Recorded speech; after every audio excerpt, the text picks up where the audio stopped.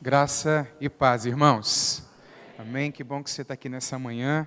Eu vou deixar de dizer, não vou deixar de dizer, melhor dizendo, nós estamos em 277 pessoas nessa manhã. Graças a Deus. E, queridos, eu quero que você faça no teu pedido de oração um pedido ao Senhor.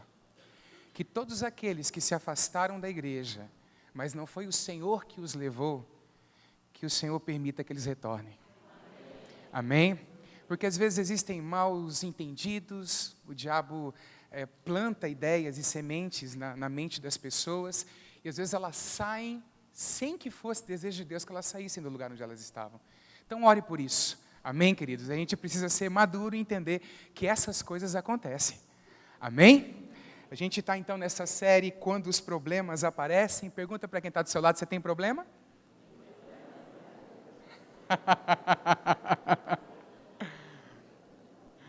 Talvez alguém vai dizer, mas por onde eu começo a falar, né? Deles.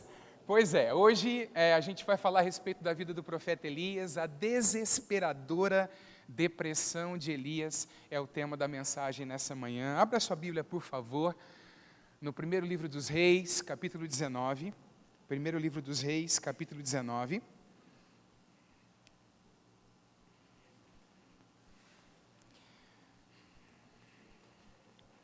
Período de louvor abençoado. É bom ver o pessoal do louvor, né? Tocando ao Senhor, cantando com qualidade. Que Deus conserve o coração de vocês no lugar certo. E que a piedade seja uma característica na vida de vocês. Porque quando o camarada é consagrado, quando a camarada é consagrada, o fogo desce. Amém? Diz assim o texto, primeiro livro dos Reis, capítulo 19, do versículo 1 em diante. Acabe contou a Jezabel tudo o que Elias havia feito e como havia matado todos os profetas à espada.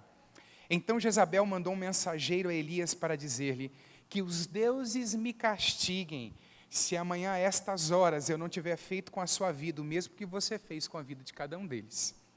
Elias ficou com medo, levantou-se, e para salvar a vida se foi e chegou a Berseba, que pertence a Judá.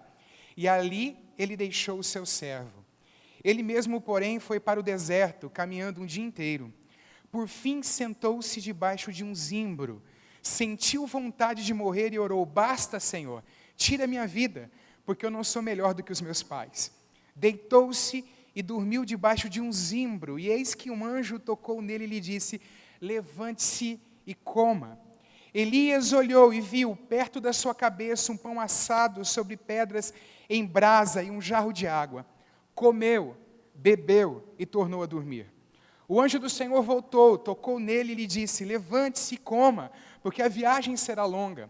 Então Elias se levantou, comeu e bebeu, e com a força daquela comida, caminhou 40 dias e 40 noites até Horebe, o monte de Deus. Ali entrou numa caverna onde passou a noite, e eis que a palavra do Senhor veio a ele e lhe disse: o que você está fazendo aqui, Elias? Ele respondeu: tenho sido muito zeloso pelo Senhor Deus dos exércitos, porque os filhos de Israel deixaram a tua aliança, derrubaram os teus altares e mataram os teus profetas à espada. Só fiquei eu, e eles estão querendo tirar minha vida. Então foi-lhe dito: saia daí e fique diante do Senhor no monte. Eis que o Senhor estava passando, e um grande e forte vento fendia os montes e quebrava as rochas diante do Senhor. Mas o Senhor não estava no vento. Depois do vento houve um terremoto, mas o Senhor não estava no terremoto. Depois do terremoto veio um fogo, mas o Senhor não estava no fogo. E depois do fogo veio o som de um suave sussurro.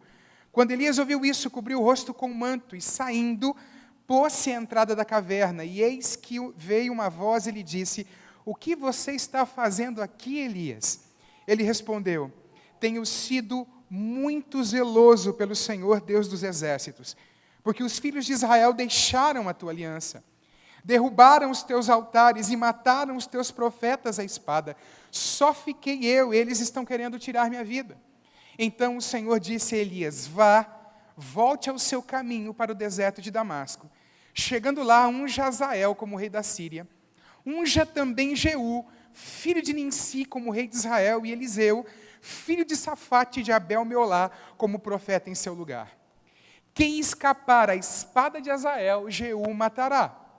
Quem escapar à espada de Jeú, Eliseu matará. Também conservei em Israel 7.000, todos os joelhos que não se dobraram a Baal e toda a boca que não o beijou. Vamos orar? Pai, nós estamos diante do Senhor nessa manhã, agradecidos pelo privilégio de poder adorar o Teu nome. Muito obrigado por Te conhecermos, obrigado pela salvação das nossas vidas, obrigado pelo perdão dos pecados em Cristo Jesus e pela vida eterna que está no Teu Filho e nos foi concedida a nós. Senhor, que o Senhor abençoe a vida do Teu povo hoje, que a igreja seja edificada, consolada, exortada pela Tua palavra, que seja uma manhã de restauração e de salvação. É a minha oração na Tua presença, em nome de Jesus. Amém. Amados, existe uma ideia errada que às vezes povoa a mente de muitas pessoas, e essa ideia, às vezes, ela é resultado de um marketing igrejeiro que não olha para aquilo que as Escrituras dizem de fato e de verdade. Há, por exemplo, pessoas que acreditam que se elas confiarem em Jesus como o Senhor de sua vida, nunca mais elas terão problemas. É mais ou menos aquela coisa assim, aceite Jesus e aí é só alegria. Entende?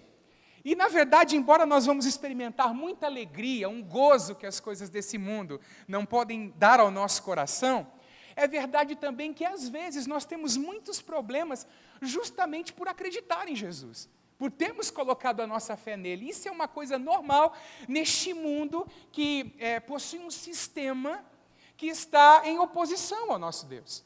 Amém? Então, assim, tire da sua cabeça essa história de que você nunca terá mais problemas. Todavia, você pode ter uma verdade dentro do seu coração, que nos seus problemas o Senhor vai ajudar você, amém? O Senhor vai livrar você, o Senhor vai te dar vitórias na tua vida diária, no dia a dia, à medida que você enfrenta as dificuldades que se apresentam. Ao olhar para a vida de Elias, a gente pode afirmar sem dúvida nenhuma que é um dos gigantes do Antigo Testamento, assim como nós dissemos a respeito de Elias na semana passada. É um homem que tem milagres operando dentro do seu ministério. E um homem que é levantado para um momento singular e importante na história de Israel. Ora, se a gente for falar de Elias, quem não lembra, por exemplo, dele sendo sustentado por corvos na beira do ribeiro Querite, quando os corvos vinham e traziam para ele pão e carne para ele se alimentar. Ou quando corajosamente ele se coloca diante de Acabe e disse, como profeta de Deus, que não haveria chuva sobre Israel, senão sobre a sua palavra. Ou então quando ele chega em Sarepta, depois do ribeiro Querite ter secado, num tempo de seca em Israel. E lá ele multiplica, ele é um instrumento de Deus para fazer com que o azeite e a farinha se multiplicassem lá na casa da viúva de Sarepta. E ali ele passa uma temporada e é sustentado ali. Ou então, o grande Elias, que se coloca lá no monte e derrota os 450 profetas de Baal. Ele clama, Deus faz descer fogo do céu sobre o sacrifício. E lá, perto de um ribeiro, ele mata os 450 profetas de Baal. Um homem sem dúvida usado por Deus. Um homem sem dúvida que tem sobre a sua vida e dentro do seu coração uma ousadia que é promovida pela presença, ou melhor, pela unção do Espírito Santo sobre a sua vida. Mas Elias experimenta um momento em que ele passa por depressão na sua vida. Ele experimenta um momento de tristeza profunda. Ele experimenta um momento de dificuldade no qual ele pede a morte ao Senhor. E, aliás, a gente pode se lembrar de outros grandes nomes do Antigo Testamento que também pediram a morte em momentos de dificuldade. Por exemplo, Jó, Moisés, Jeremias, ou o próprio Jonas, depois de ter profetizado na cidade de Nínive. Então a gente entende que homens de Deus, usados pelo Senhor, eles podem sim passar por momentos de dificuldade. Eles podem até adoecerem emocionalmente e fisicamente. Amém, queridos? E isso não significa que Deus não está com eles. Ou vamos olhar então para a vida de Elias aqui, olhar com um pouco mais de cuidado e ver algumas causas que estão na vida dele que levam uma pessoa à depressão, que podem levar uma pessoa à depressão e que o levaram à depressão. Vamos lá, primeiro, fadiga. Vai ser projetado aqui, eu acredito. Fadiga. Amados, o ministério de Elias, ele é intenso. Você acha que é pouca coisa ter estado num monte e depois ter matado 450 profetas? Você acha que é pouca coisa estar sob pressão, e daqui a pouco a gente vai falar um pouco mais sobre isso, a pressão que ele enfrentava na sua vida e no seu ministério? E isso ensina para nós, queridos, que um crente cansado é um crente vulnerável. Olha para quem está do seu lado e fala isso para ele. Um crente cansado é um crente vulnerável. Quer ver só? Quando você está muito cansado, a tua paciência é menor. Você solta os cachorros no marido, não é, irmã? O irmão solta os cachorros no filho nos filhos e na esposa. Quando você está cansado, você é vulnerável, mais vulnerável às tentações. Você não tem aquela força para resistir quando as tentações batem à sua porta, na porta da sua vida, querendo entrar na sua vida. E às vezes, irmãos, como gente de Deus, a gente desenvolve um zelo, e isso acontece muito com quem está envolvido com o ministério na igreja, um zelo pelas coisas de Deus, um zelo capaz de expulsar os cambistas do templo e mandar os animais para fora, mas um zelo que não olha para o fato de que descansar também é um mandamento, de que descansar também é necessário. Então, cuidado com a fadiga, diga isso para o seu irmão, cuidado com a fadiga. Vamos lá, segundo, isolamento. A gente vive uma vida, irmãos, hoje em dia, em que ser sozinho é muito valorizado. E na verdade Deus não nos fez para vivermos sozinhos. E nenhum cristão floresce ou viceja sem estar em comunhão com outros cristãos ou com outros irmãos. A salvação é individual. A vida cristã é comunitária. E é importante a gente compreender e entender isso. Se você perceber no texto, o que acontece com Elias? Ele se isola. Ele chega numa cidade, num determinado local, ele deixa o seu moço, que era o seu auxiliar lá, e ele vai entrando deserto adentro, até sentar-se debaixo de um zimbro. Ele entra no caminho do isolamento. Irmãos, nós precisamos uns dos outros. Dentro de uma imagem maravilhosa que a Bíblia coloca acerca da igreja, coloca a igreja como um corpo, em que uma parte do corpo precisa da outra, e nós precisamos uns dos outros. Irmãos, andar sozinho na vida cristã não é uma atitude sábia. Provérbios diz: o solitário insurge-se contra a verdadeira sabedoria. Nós precisamos dos nossos irmãos para nos animarem em momentos de dificuldade. Nós precisamos dos nossos irmãos para declararem as bênçãos do Senhor sobre a nossa vida. Nós precisamos dos nossos irmãos para nos ajudarem em momentos propícios. Nós precisamos dos nossos irmãos para trabalharem o nosso caráter, para desenvolver em nós paciência, longanimidade. Não é verdade? Todas essas coisas são desenvolvidas no contexto de relacionamento. Amém, queridos? Então não procure o caminho do isolamento. Procure o caminho da comunhão. É por isso que a gente diz, procure célula, frequente uma célula, vai viver experiência de comunhão ali, onde tem poucos crentes e todos podem conhecer um ao outro, e podem orar um pelo outro. Amém, queridos? Então a fadiga, o isolamento, sobre isolamento a gente pode falar uma coisa interessante também. Você sabia que o predador, antes de atacar a presa, ele costuma tirar a presa de perto do rebanho? Isolá-la? Então fique no meio. Amém, queridos? Terceiro, oposição espiritual. Podem levar alguém a desenvolver esse tipo de problema que Elias desenvolveu. E aqui, irmãos, é muito interessante, porque eu preciso falar para você da época em que Elias vivia. Vai para 1 de Reis, capítulo 16, por favor.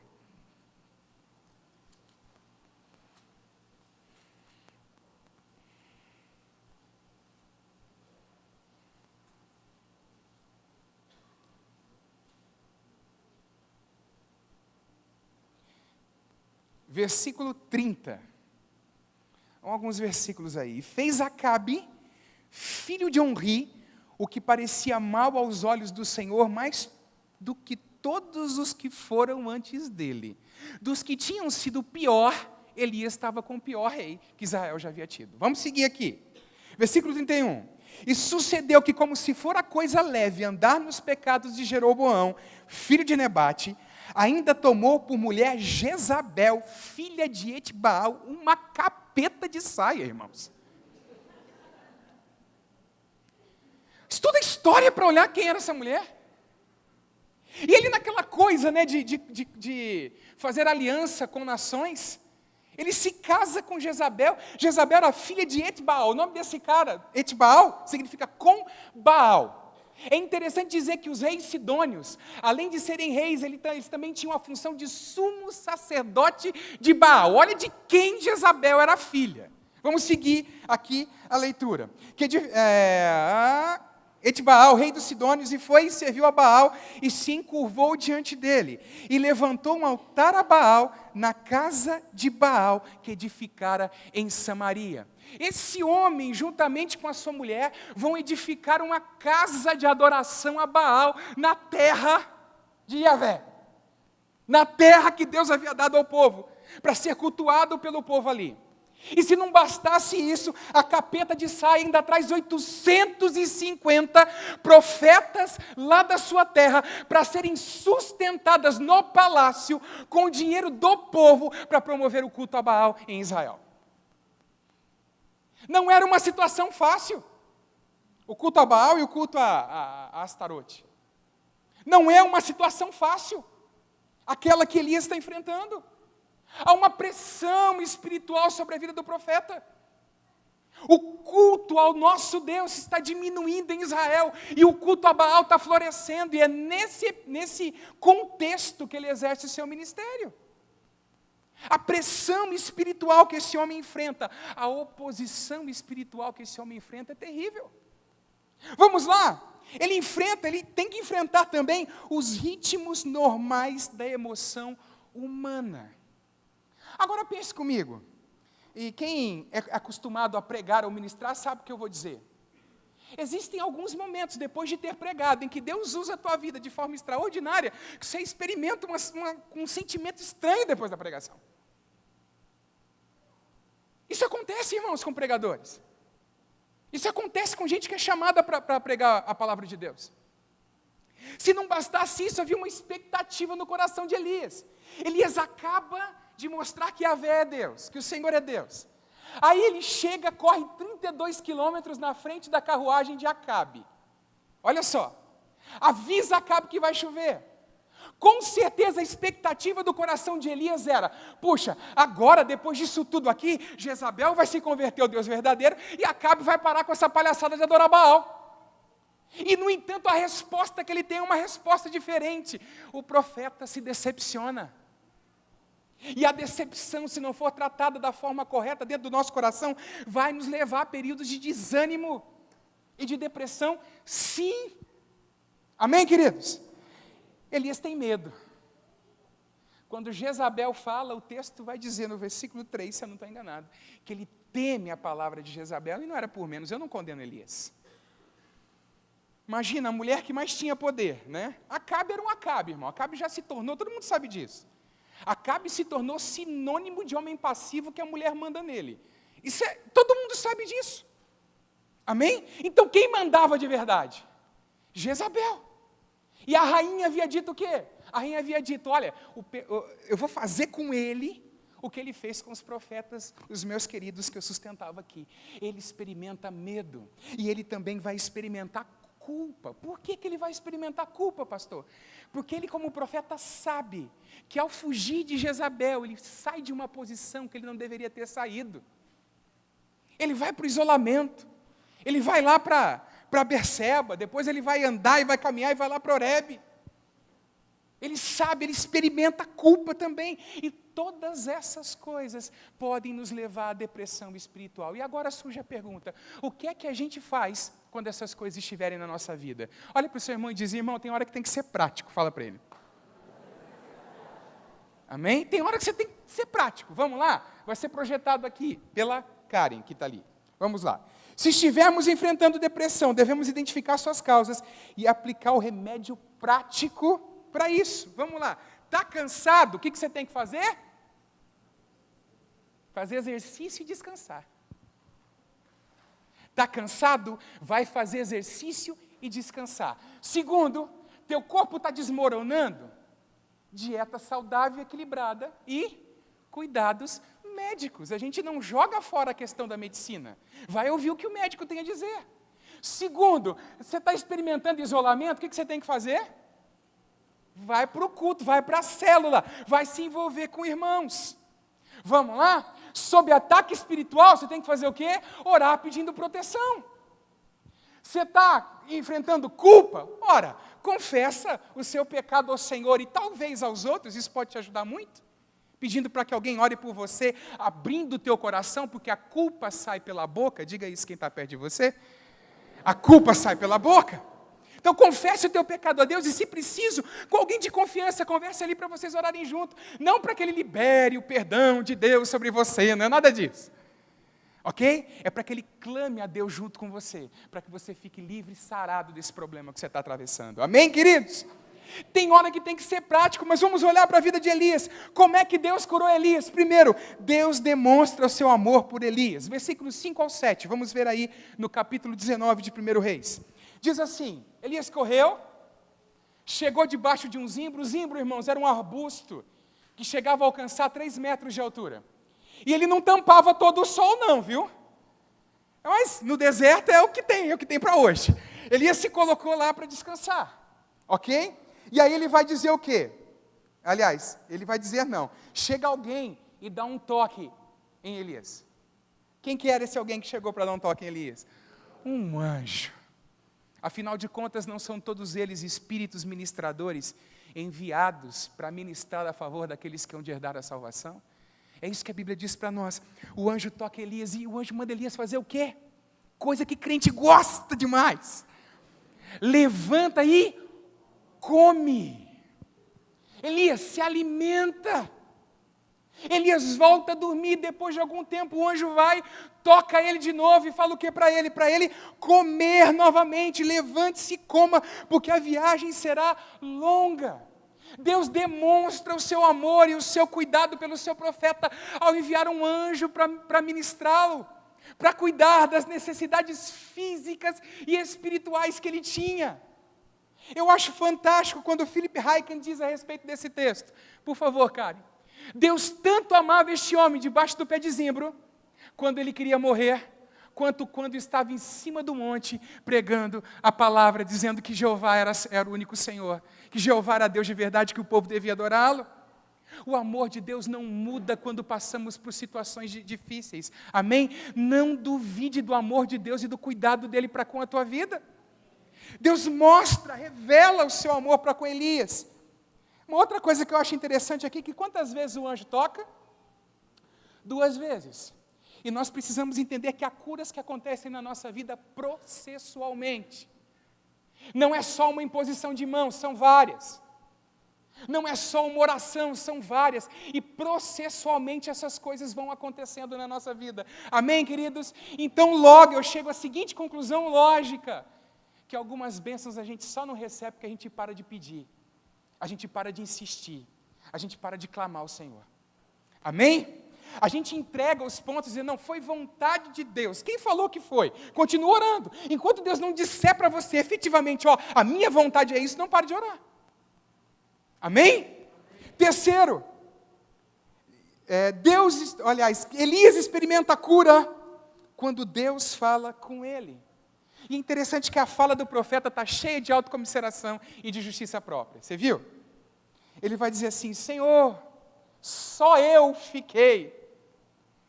Para usar uma linguagem, só a última bolacha do pacote, Senhor. Todos os outros te deixaram.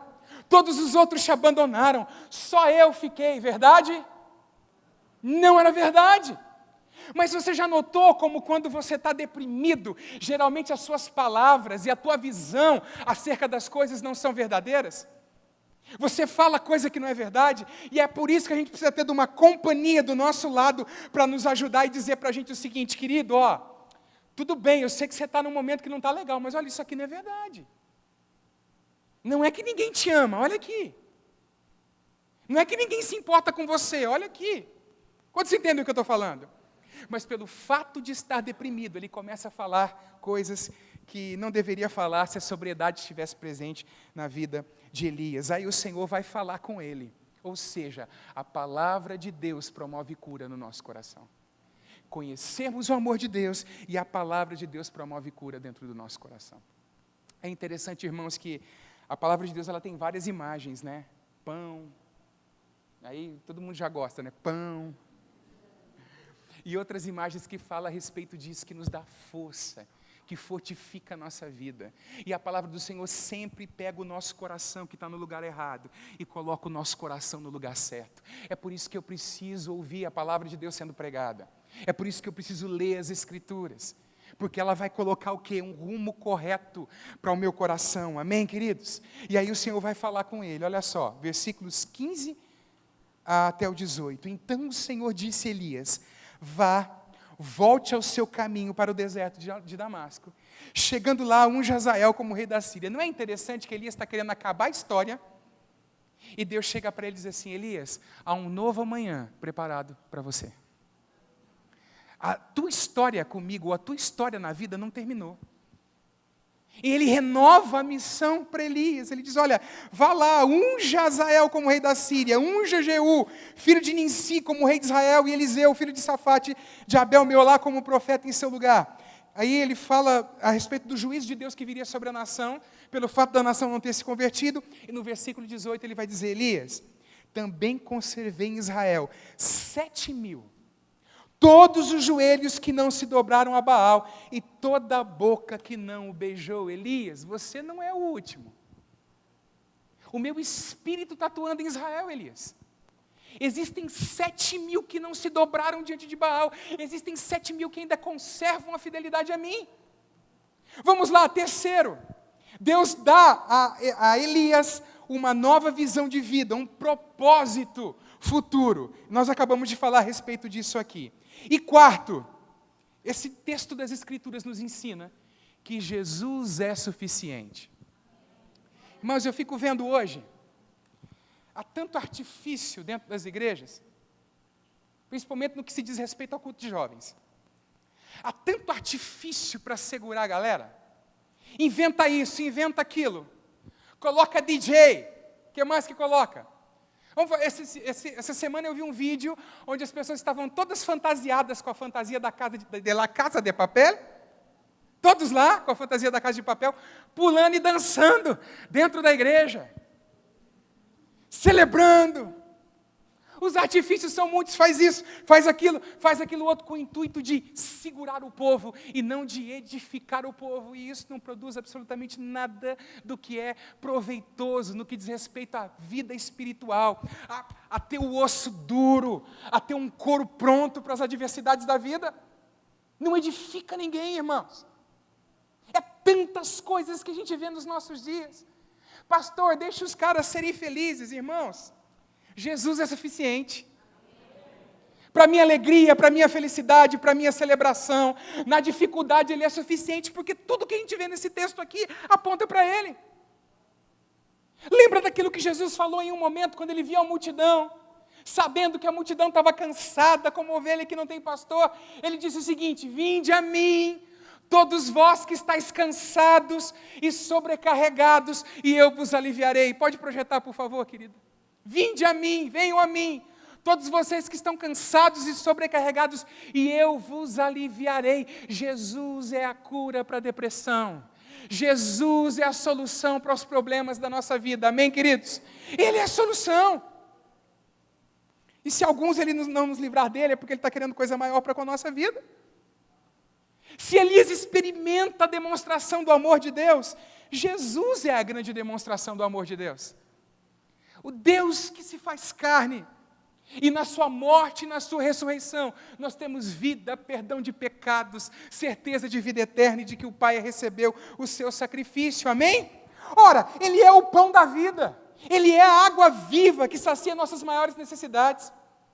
Jesus é a palavra que vem ao nosso coração e que nos dá esperança com relação a um futuro e no porvir a eternidade na presença do Senhor. Ele é o perdão para a culpa de Elias, que com certeza estava sofrendo com relação a isso. Ele trata o coração desse homem. E uma coisa fantástica, e quem falou isso foi um pregador alemão. Você fala assim, pastor alemão, parece que é o cachorro, né? Um pregador alemão comparou o zimbro, aonde Elias descansou, se assentou, e onde ele foi ministrado pelo anjo, a cruz do Senhor Jesus Cristo. Porque é debaixo dessa árvore chamada cruz que a gente experimenta cuidado, restauração e bênção da parte do Senhor para com a nossa vida. Amém, queridos? É importante a gente ter essa compreensão de que Jesus é suficiente na nossa vida. E a gente deve se alegrar e se satisfazer nele. Amém? Fica de pé em nome de Jesus, querido, por favor.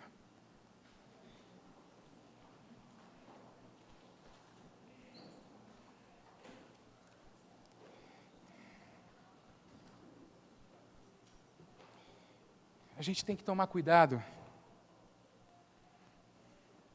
com as invencionices no dia a dia. Ainda hoje na escola bíblica estava se falando a respeito de algumas coisas, né? Por exemplo, um pastor, eu não sei se eu coloco entre aspas ou não, mas falou essa semana que o Boechat foi recebido nos céus pelo Senhor e que ele ouviu o vinde bendito de meu Pai. Eu acho que a nossa preocupação em ser politicamente correto está tão grande, irmãos, que a gente está deixando de crer em algumas coisas que a igreja cria algum tempo atrás. Deus não chama você para ser politicamente correto. Deus chama você para ter compromisso com Ele. Amém, queridos? Eu estou falando de coisas que às vezes angustiam o coração de um pastor. Jesus é suficiente, ponto. Clame a Ele, e você vai experimentar a graça dEle sobre a tua vida. Amém? Eu queria que o Ministério de Louvor, por favor, viesse aqui à frente, que eu gostaria que a gente cantasse a terceira canção que vocês cantaram durante o período de louvor, porque ela se encaixa muito bem naquilo que foi falado hoje aqui. Pedro estava perguntando que música tocar, eu dei uma música, mas a gente vai mudar, a gente vai cantar essa. E deixa eu dizer uma coisa, eu sei que alguns de vocês experimentam coisas que vocês chegam a dizer, nossa, é demais para mim. Eu não tenho força para passar por isso. Eu quero convidar você a clamar ao Senhor, para que a graça dEle seja derramada sobre a tua vida nessa manhã. Você que sofre com problemas emocionais, você que sabe que não está legal, você que percebe sempre uma ponta de tristeza na sua vida, e sabe, talvez passa pela tua cabeça que nunca mais vai ser a mesma coisa do que era antes. Deus é poderoso para restaurar. Há um pouco mais de 2 anos atrás, já vai quase 3 anos, eu me lembro de mim num quarto de hotel na cidade de Brotas, porque pastor, quando quer descansar, para descansar mesmo, ele tem que sair da cidade, não tem jeito. Eu tinha sentido algumas coisas complicadas e difíceis pregando, estava vivendo um momento muito complicado, flertando com depressão. Dentro do quarto do hotel, eu me lembro de uma noite específica que eu desabei em choro, minha esposa estava do meu lado junto comigo. E é interessante que Deus naquele tempo já... não é que Deus tem senso de humor, Deus sabe o que faz. Mas já naquele tempo Deus falou algumas coisas comigo sobre coisas que eu enfrentaria no ministério mais à frente, e que eu só entendi depois que essas coisas começaram a acontecer, porque eu não tinha ideia dessas coisas anteriormente. Mas eu posso dizer para você, com todas as letras, Deus restaura. Ele pode dar alegria para você de novo. Ele pode levar suas emoções voltarem para o lugar novamente. O teu ministério pode ser vibrante de novo. Você pode voltar a se alegrar com as coisas do Senhor. À sombra da cruz, nós somos curados e ministrados por Ele. Você pode sair do seu lugar, você que está nessa condição, e vir aqui à frente, a gente quer orar por você, enquanto o Ministério de Louvor canta.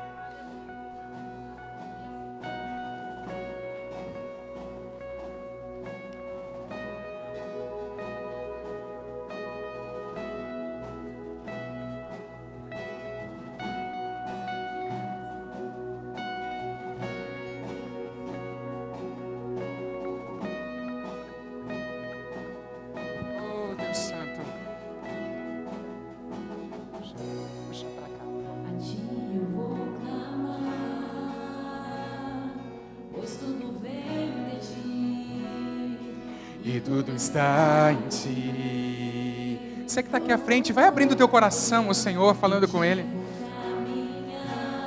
Tu és a direção. O sol me guiar. Tudo pode passar. teu amor jamais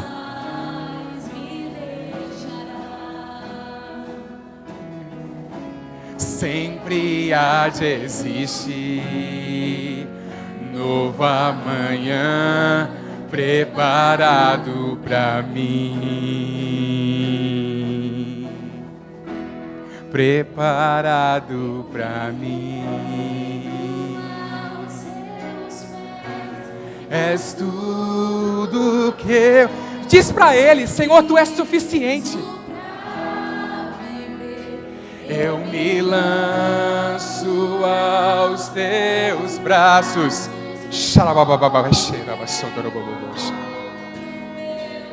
Refúgio.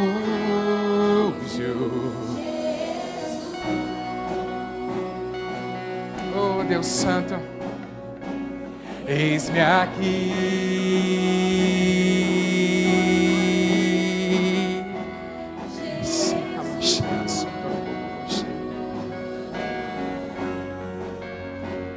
Eis-me aqui. Segura um pouquinho. Deus, a esses irmãos e essas irmãs aqui à frente, gente que sofre, Senhor, às vezes com crise de ansiedade, gente que sofre, Senhor, de um luto, que parece que esse luto nunca vai sair de dentro dos seus corações. Tu és o Deus de Elias, Tu és o nosso Deus. Senhor, assim como Teu servo experimentou aquele toque daquele anjo, Senhor, aqueles 2 toques daquele anjo, Senhor, debaixo daquele zimbro, nós estamos à sombra da Tua cruz nessa manhã. Envia Teus anjos para tocar, Senhor. Sara o ânimo do Teu povo, sara o físico do Teu povo. Senhor, nós clamamos pela restauração que só o Senhor pode dar. Senhor, nós clamamos pela restauração que Tu és capaz de promover na vida de cada um de nós. Eu sei que Tu restauras, eu sei que Tu és um Deus de novos começos. Eu oro nesse momento pedindo que o Teu povo seja abraçado pela Tua graça. Experimente isso, Senhor, na vida de cada um deles. Nós oramos pedindo isso ao Senhor, em nome de Jesus. Em nome de Jesus, unge Teu povo. Unge o Teu povo com alegria, Senhor. Enche os corações com Teu Espírito Santo. Dá uma nova visão do amanhã, assim como o Senhor deu para Elias. Recomissiona, Senhor. Recomissiona-os individualmente. Traga-os de novo para a batalha. Nós clamamos diante da Tua presença nesse momento, em nome de Jesus Cristo. E como servos do Senhor, como ministros do Evangelho e da Tua palavra, nós declaramos cura. Cura, cura para os corações, cura para as emoções, em nome de Jesus, em nome de Jesus. Amém, Senhor. Amém, Senhor. Levante as mãos, você que está aqui na frente, e diga assim: Senhor, eu entrego nas Tuas mãos todo fardo que é pesado demais para mim, e eu pego o Teu fardo que é leve. Eu aceito o Teu jugo, que é suave. Cura meu coração, cura as minhas emoções. Tira todo o medo, Pai. Tira todo o medo do futuro. Tira todo o medo dos anos que virão pela frente. E me ajuda a ser um instrumento nas Tuas mãos, como foi Elias, até o dia que, assim como Elias foi elevado aos céus, os céus se rasguem e o Senhor me busque, porque eu sou a Tua igreja. Amém. Dê um aplauso ao Senhor Jesus Cristo, querido.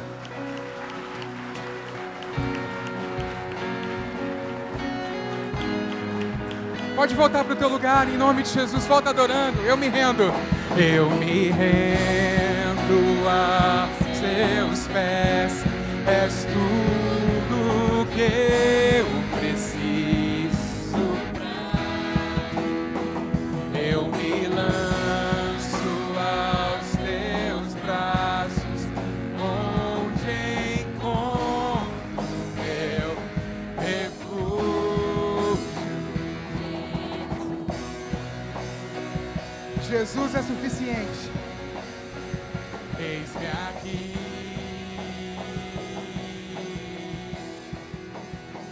Jesus.